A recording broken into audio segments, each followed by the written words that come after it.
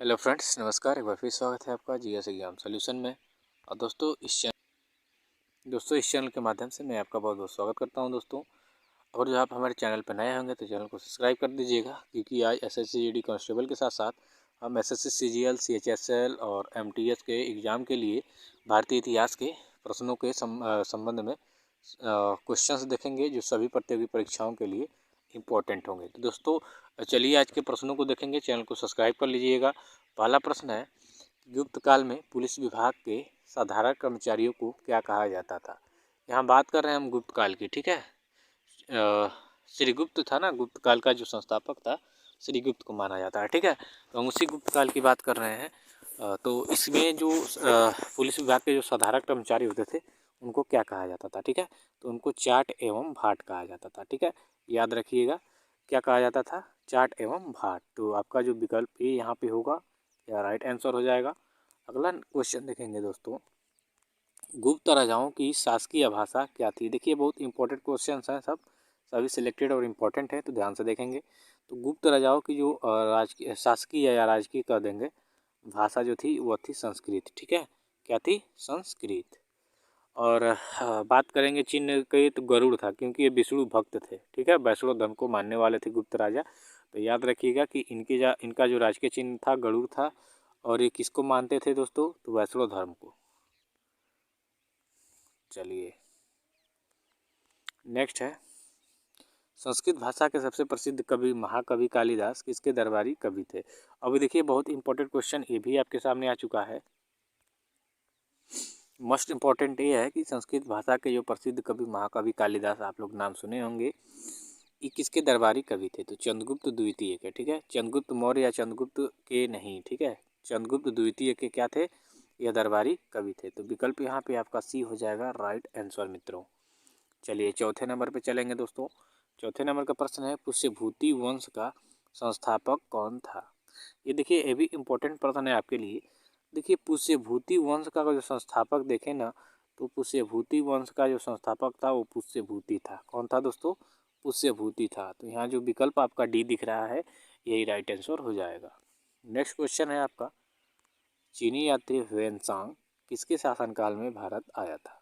देखिए चीनी यात्री ह्वेनसांग की अगर जो बात करेंगे तो वह हर्षवर्धन के शासनकाल में भारत आया था। उस समय हर्षवर्धन का शासनकाल था और वह आके नालंदा से जो है अपना शिक्षा पूरी किया और हर्षवर्धन के शासनकाल में रहा, भारत घूमा। उसके बाद फिर वो अपने देश वापस लौट गया। तो चीनी यात्री ह्वेनसांग जो है हर्षवर्धन के शासनकाल में आया था। ये बहुत ही इंपॉर्टेंट प्रश्न है, सभी परीक्षाओं में पूछा हुआ है। छठे नंबर का प्रश्न है दोस्तों, प्रियदर्शिका, रत्नावली तथा नागानंद, ये तीनों संस्कृत के नाटक थे, इसके रचयिता कौन थे। तो देखिए प्रियदर्शिका, रत्नावली और नागानंद के अगर जो नाटक का देखा जाए तो खुद हर्षवर्धन ने ये नाटक लिखे हैं, ठीक है। हर्षवर्धन बहुत ही विद्वान राजा था, ठीक है। तो ये संस्कृत में लिखे हुए तीनों नाटक हैं और इसके रचयिता कौन है, हर्षवर्धन। किसके, प्रियदर्शिका, रत्नावली और नागानंद के। तो यहाँ आपका विकल्प बी हो जाएगा सही उत्तर। चलिए मित्रों सातवें नंबर के प्रश्न को देखेंगे, हर्षचरित एवं कादम्बरी की रचना किसने किया था। तो देखिए हर्षचरित एवं कादम्बरी की रचना इनके ही एक राजकवि थे जिनका नाम था बाणभट्ट। किनके, तो आपके हर्षवर्धन के। किसके दोस्तों, हर्षवर्धन के। इनके दरबारी कवि कौन थे, बाणभट्ट। इसने क्या किया, हर्षचरित एवं कादम्बरी नामक तीन नाटकों की रचना की, ठीक है। हर्षचरित का जो हर्षचरित में हर्ष के बारे में बताया गया है। कादम्बरी जो है इनका नाटक है। तो ये बाणभट्ट द्वारा रचित है।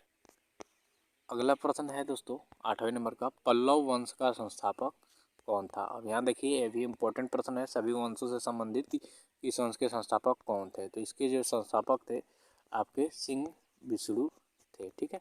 यहाँ विकल्प आपका डी हो जाएगा इसका सही उत्तर। 9वें नंबर का प्रश्न है दोस्तों, कांची के कैलाशनाथ मंदिर का निर्माण किसने करवाया था। देखिए कांची का जो कैलाशनाथ मंदिर है बहुत ही बढ़िया मंदिर है ये। तो उसका निर्माण जो है आपके नरसिंह वर्मन द्वितीय ने करवाया था। तो जो विकल्प ए आपको दिखेगा इसमें वो क्या है, आपका सही उत्तर हो जाएगा कि कांची के कैलाशनाथ मंदिर का निर्माण नरसिंह वर्मन द्वितीय ने करवाया था। अगला है दोस्तों, राष्ट्रकूट वंश का संस्थापक कौन था। देखिए राष्ट्रकूट वंश जो है हमेशा पूछता है, तो ये इम्पोर्टेंट है आपके एग्जाम के बेस से। तो राष्ट्रकूट जो है इसके वंश के जो संस्थापक थे आपके दंती दुर्ग थे, ठीक है। तो यहाँ जो विकल्प बी होगा यही क्या हो जाएगा, सही उत्तर हो जाएगा दंती दुर्ग। अगला है 11 नंबर का प्रश्न दोस्तों, चोल साम्राज्य का संस्थापक कौन था। अभी देखिए अभी मोस्ट इम्पोर्टेंट प्रश्न है, चोल साम्राज्य, चोल डायनेसिटी का जो संस्थापक था कौन था। तो चोल साम्राज्य का जो संस्थापक था दोस्तों वो आपका विजयालय था। तो जो आपका विकल्प सी है यह क्या हो जाएगा, सही उत्तर हो जाएगा कि चोल साम्राज्य का संस्थापक विजयालय था। चलिए 12वें नंबर का प्रश्न देखेंगे दोस्तों, चोल साम्राज्य का सर्वाधिक विस्तार किसके शासनकाल में हुआ था। देखिए चोल साम्राज्य के जितने भी राजा हुए सभी प्रतापी थे, एक से बढ़ के एक राजा हुए, ठीक है। और कई देशों पर इन्होंने राज किया, इनका इतिहास दबा दिया गया, ठीक है। तो चोल साम्राज्य का सर्वाधिक विस्तार जो है आपकी राजेंद्र प्रथम के शासनकाल में हुआ था। तो यहाँ जो विकल्प आपका डी दिख रहा है यही क्या हो जाएगा, सही उत्तर हो जाएगा। नेक्स्ट क्वेश्चन देखेंगे दोस्तों, गंगवंश का संस्थापक कौन था। तो देखिए गंगवंश का जो संस्थापक था दोस्तों वो आपका वज्रहस्त पंचम था। कौन था, वज्रहस्त पंचम। तो यहाँ जो विकल्प आपको ये दिख रहा है यही इसका सही उत्तर हो जाएगा। अगला है पाल वंश का संस्थापक कौन था। तो देखिए पाल वंश भी इम्पोर्टेंट है क्योंकि कई सभी प्रश्नों में पूछा हुआ है। तो पाल वंश का जो संस्थापक था दोस्तों वो आपका गोपाल था। कौन था, गोपाल। तो इस तरह से जो विकल्प आपका भी दिख रहा है यह क्या हो जाएगा, सही उत्तर हो जाएगा। 15वें नंबर का प्रश्न है दोस्तों, विक्रमशिला विश्वविद्यालय का संस्थापक कौन था। देखिए विक्रमशिला विश्वविद्यालय पाल वंश के ही एक राजा थे जिनका नाम था धर्मपाल। इन्होंने क्या किया था, इसकी स्थापना की थी। तो धर्मपाल इसका क्या हो जाएगा, सही उत्तर हो जाएगा कि विक्रमशिला विश्वविद्यालय का संस्थापक जो था धर्मपाल था। ये पाल वंश से संबंधित था। अगला है पाल शासक किस धर्म के अनुयायी थे। देखिए जो पाल शासक थे ना उस समय बौद्ध धर्म का बोलबाला था, तो इसलिए ये सभी लोग बौद्ध धर्म के अनुयायी थे, ठीक है। तो ये आपका राइट आंसर हो जाएगा विकल्प डी। 17 नंबर का प्रश्न है दोस्तों, सेन वंश का संस्थापक कौन था। तो सेन वंश का जो संस्थापक था दोस्तों सामंत सेन था। कौन था, सामंत सेन। तो यहाँ जो विकल्प आपका ये दिख रहा है यही क्या हो जाएगा, सही उत्तर हो जाएगा कि सेन वंश का संस्थापक सामंत सेन था। 18 नंबर का प्रश्न देख लेंगे, गुर्जर प्रतिहार वंश का संस्थापक कौन था। तो दोस्तों गुर्जर प्रतिहार वंश का अगर जो देखा जाए संस्थापक तो नागभट्ट प्रथम था। कौन, नागभट्ट प्रथम। तो इस तरह से इसका विकल्प जो बी है यही क्या हो जाएगा, सही उत्तर हो जाएगा कि गुर्जर प्रतिहार वंश का संस्थापक आपका नागभट्ट प्रथम था। चलिए 19 नंबर का प्रश्न देखेंगे, प्रतिहार वंश का सर्वाधिक शक्तिशाली एवं प्रतापी राजा कौन था। तो देखिए प्रतिहार वंश में एक राजा हुए जिनका नाम था मिहिर भोज। क्या नाम था, मिहिर भोज। ये बहुत ही प्रतापी और शक्तिशाली राजा हुए, ठीक है। तो यहाँ जो विकल्प आपको सी दिखेगा यही सही उत्तर हो जाएगा। प्रतिहार वंश का सर्वाधिक शक्तिशाली एवं प्रतापी राजा मिहिर भोज थे। अगला है 20 नंबर का, दिल्ली नगर की स्थापना किसने किया था। देखिए यह भी इम्पोर्टेंट प्रश्न है, बहुत सारे एग्जाम में पूछा हुआ है। तो अनंगपाल जो है इन्होंने क्या किया था, दिल्ली नगर की स्थापना की थी। तो जो विकल्प आपका डी यहाँ दिख रहा है यही क्या हो जाएगा, सही उत्तर हो जाएगा। ठीक है दोस्तों, नेक्स्ट क्वेश्चन है,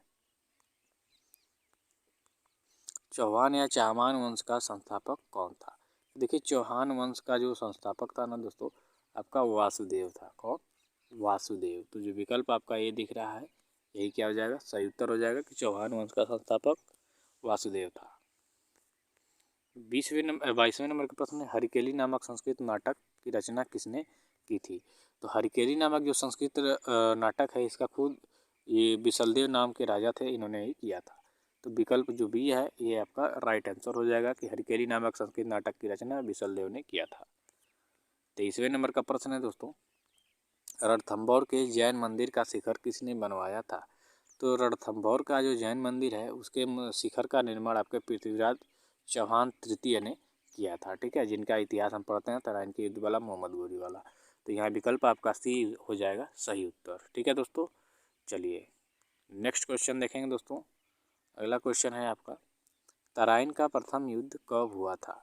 देखिए तराइन का प्रथम युद्ध जो है दोस्तों आपका 1191 ईस्वी में अभी पृथ्वीराज तृतीय जिनके बारे में बताया उनके साथ और मोहम्मद गोरी के साथ हुआ था, जिसमें आपके पृथ्वीराज चौहान की विजय हुई थी और मोहम्मद गोरी की हार हुई थी। फिर 1192 में तराइन का द्वितीय युद्ध हुआ था, जिसमें पृथ्वीराज चौहान जो है हार गए थे। अब मोहम्मद गोरी विजयी हुआ और पृथ्वीराज चौहान को आँख फोड़ के अफगानिस्तान ले गया। ठीक है, तो ये आपका विकल्प जो है डी सही हो जाएगा।